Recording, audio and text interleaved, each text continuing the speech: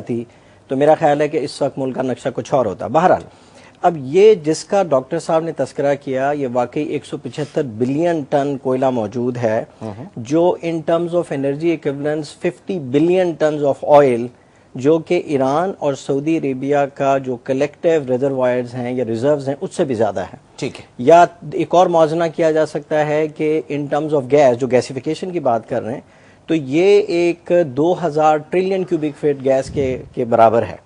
और दुनिया में इस वक्त जो सबसे बड़ा मुल्क है वो कतर है, जिसके बाद 900 TCF गैस है। अच्छा, तो एनीवे थ्रू कंपेटिटिव बिडिंग हमें सिलेक्ट किया गया हुकूमत सिंध ने। ये 60-40 जॉइंट वेंचर है, 60% इक्विटी एंग्रो की है, 40% गवर्नमेंट ऑफ सिंध की है।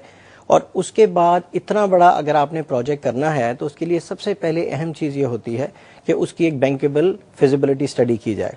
तो हमने दुनिया के जितने मारूफ कंसल्टेंट्स हैं उनको जमा किया और उनके बाद लास्ट ईयर अगस्त के अंदर माशाल्लाह फॉर द फर्स्ट टाइम एक बैंकेबल फिजिबिलिटी स्टडी जो कि इंटरनेशनल स्टैंडर्ड्स पे की गई वो कंप्लीट हो गई है, जिससे ये कंफर्म हो गया है ये technically, environmentally and socially doable project है। ठीक है। लेकिन जो वर्ल्ड बैंक का मेरे ख्याल से जो ऑब्जेक्शन था वो यही था ना कि आप उसके माइनिंग को लेकर आएंगे और माइन करेंगे तो उसके बाद वो जो माहौलियाती एनवायरमेंटल हैजर्ड्स हैं वो इश्यूज आते हैं। इमरान, मैं वही आपसे कह रहा हूँ ना कि देखें, बैंकेबल फिजिबिलिटी स्टडी का मतलब ये होता है कि आप ऐसी ऑथेंटिकेटेड स्टडी करें जिसकी बेसिस पे आप ये असर्टेन कर सकें कि ये जो प्रोपोजिशन है ये technically, environmentally and socially viable है।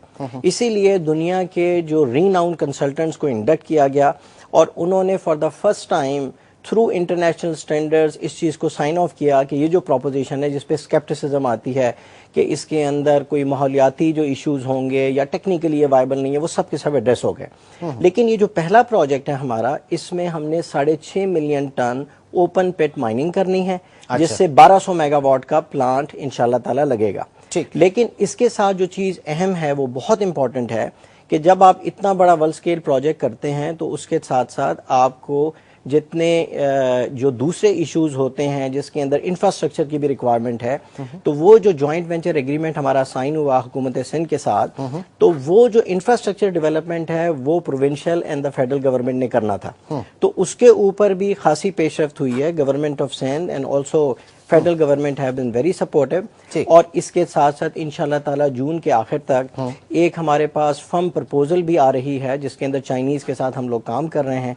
तो जून के बाद हमें एग्जैक्टली पता चलेगा कि इसकी फाइनल कॉस्ट कितनी है और उसका टैरिफ जो है वो क्या है। तो बहरहाल कोशिश यही है कि इससे जो टैरिफ हो वो कंपैरेटिव होना चाहिए ऑल्टरनेटिव।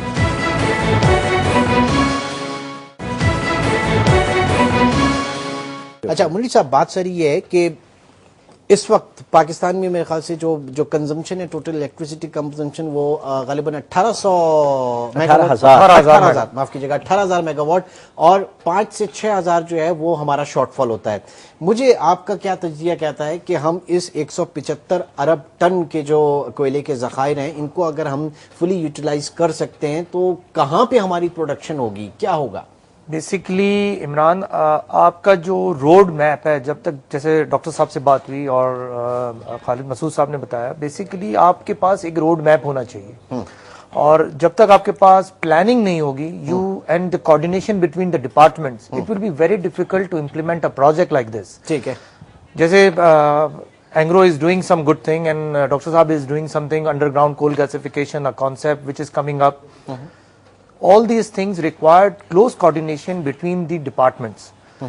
If unfortunately हमारे यहाँ डिपार्टमेंट का कोऑर्डिनेशन ही नहीं है।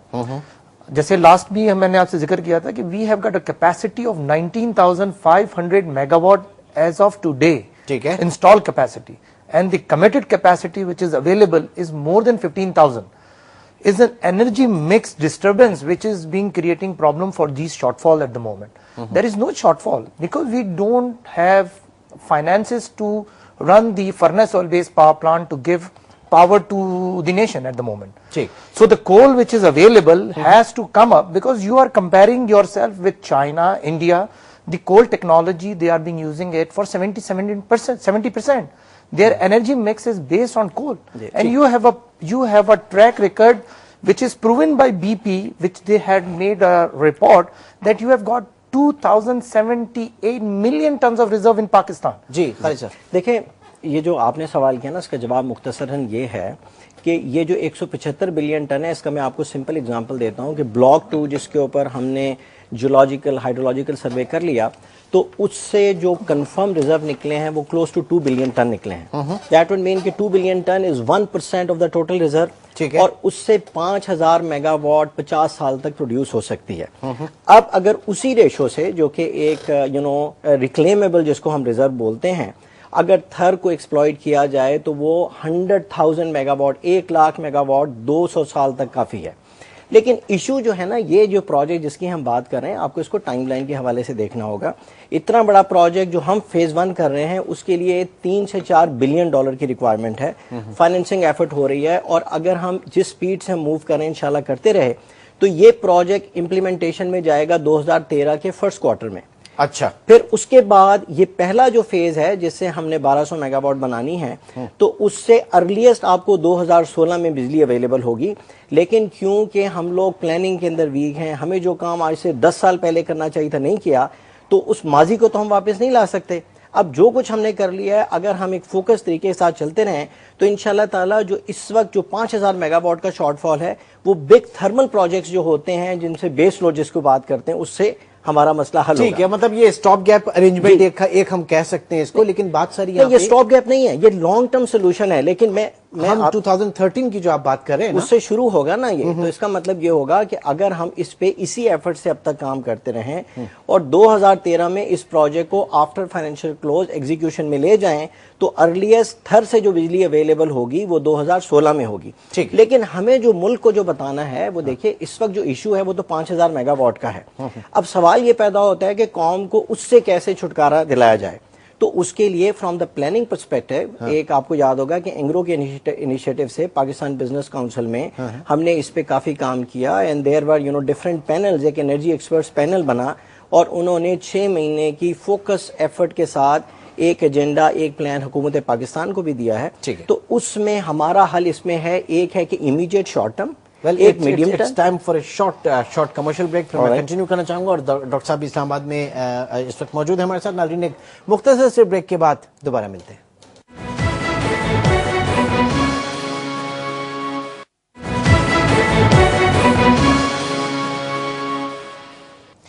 प्रोग्राम में एक बार फिर खुशामदीद, आप कंटिन्यू कीजिएगा। जी, मैं आपको ये तजवीज़ ये दे रहा था कि इस वक्त जिस चीज़ की ज़रूरत है कि हम एक सारे इशू को होलिस्टिकली देखें और ये तयन करें कि कौन से ऐसे प्रॉब्लम्स हैं जिनको हम इमीडिएटली रिजॉल्व कर सकते हैं, जिसको हम शॉर्ट टर्म बोलते हैं। ठीक है। और देन फिर हमें कुछ फोकस करना होगा मीडियम टर्म और फिर लॉन्ग टर्म, जिस तरह थर का मैंने आपको इसी सवाल को रखते हैं डॉक्टर समर मुबारकमंद की जानिब। डॉक्टर साहब, 2-3 चीजें। सबसे पहले तो ये कि थर से जो प्रोडक्शन है वो कहा यह जा रहा है कि नेशनल ग्रिड में 2013 तक शुरू होगी, नंबर 1, क्योंकि आप ये अभी एक जो टेस्टिंग प्रोजेक्ट है आपका। दूसरी चीज ये, मुनीर साहब ने कहा कि इदारों के दरमियान कोऑर्डिनेशन नहीं है, तो क्या तरजीहात होनी चाहिए? जैसे खालिद साहब ने कहा कि इस वक्त लॉन्ग टर्म के लिए, शॉर्ट टर्म के लिए, एंड अबव ऑल ये पहला जो 5000 मेगावाट की जो कमी है, इसको किन हंगामी बुनियादों पे हमारे पास सोल्यूशंस होने चाहिए? देखिए, इस इशू को बड़ी डिटेल से हमने प्लानिंग कमीशन में स्टडी किया है, हमारे साइंस एंड टेक्नोलॉजी सेक्शन ने स्टडी किया है।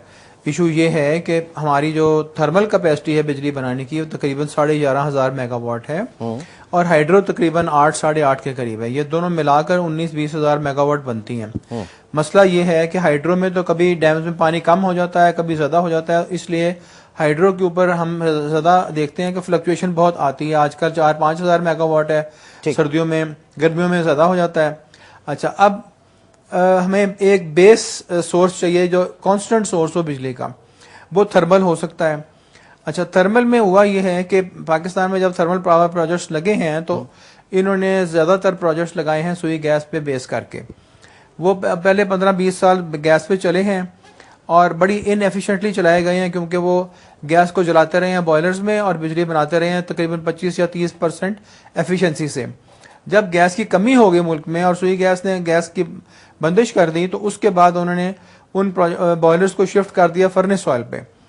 जब फर्नेस ऑयल पे शिफ्ट किया तो फर्नेस ऑयल में क्योंकि सल्फर होता है, तो वो 2-4 साल के अंदर अंदर बॉयलर्स जो है वो डैमेज हो गए, क्योंकि सल्फर करोसिव होता है, और उसकी वजह से जो थर्मल कैपेसिटी थी 11,500 मेगावाट से बॉयलर्स खराब होने की वजह से अब तकरीबन 4,500 मेगावाट पे आ गई है। ओहो। हमने सारी जेनकोस को इकट्ठा करके प्लानिंग कमीशन में पूरा सेमिनार करके ये हमने निशानदेही की कि ये मसला क्या हुआ है। अब उनको उसका हमने आखिर में एक हल बताया। हाल ये तजवीज किया कि आप हर जेनको के ऊपर एक सरफेस कोल गैसिफिकेशन प्लांट लगाएं, जिसमें आप कोयला डालें और कोल गैस वहां से निकलती है, और ये कोल गैस जो है इसको एक गैस टरबाइन में जलाएं, और जो उनके पास इस वक्त स्टीम टरबाइंस हैं उन्हीं को इस्तेमाल करें, और उसके बाद आपको वहां से 60% एफिशिएंसी से बिजली मिल सकती है। ओके। कोयला जब थर से निकलेगा तो वो थर का कोयला इस्तेमाल होगा उतनी देर तक जब तक थर का कोयला दस्तयाब नहीं है। या आप बलूचिस्तान से कोयटे से ले सकते हैं, या चामलांग से ले सकते हैं, या इम्पोर्टेड कोल ले सकते हैं, और बिजली की कीमत जो है वो तकरीबन 7.5-8 रुपए यूनिट पड़ती है। तो ये सोल्यूशन जो है सारी जेनकोज ने इस पे मुत्तफिक हो गए, इसे एग्री किया, लेकिन इसके लिए $8-9 बिलियन चाहिए उनको जेनकोज को कोल गैस पे चेंज करने के लिए, जो कि शायद उनके पास नहीं है। एक तो बात यह है, और दूसरी बात यह है कि अगर ये हो जाता है जैसे हमने बताया, तो आपकी 20-22 हजार मेगावाट की जनरेशन कैपेसिटी थर्मल और हाइड्रल मिल के बन जाएगी।